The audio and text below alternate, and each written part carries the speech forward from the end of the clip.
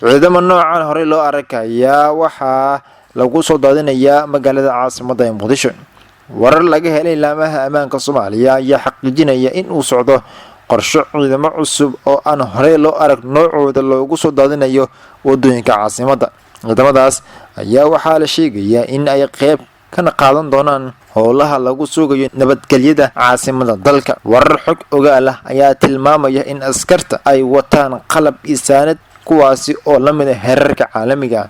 askarta cusub ayaa waxyaabaha ay kaga duwan yihiin dhigoodii hore ayaa waxaa ka mid ah dareeska iyo weliba tababarkooda. talaabadan ayaa ku soo aadaysa xilli maanka magaalada uu haatan yahay mid xasiloon isla markaana uusan jirin wax rabshado ammaan ah. si kastaba madaxweyne Farmaajo ayaa intii uu ku jiray doorashadii bishii Febraayo waxa uu ololaha ku galay isla markaana uu ku ballan qaaday in dawladdiisu wax badan ka qaban doonto dhinaca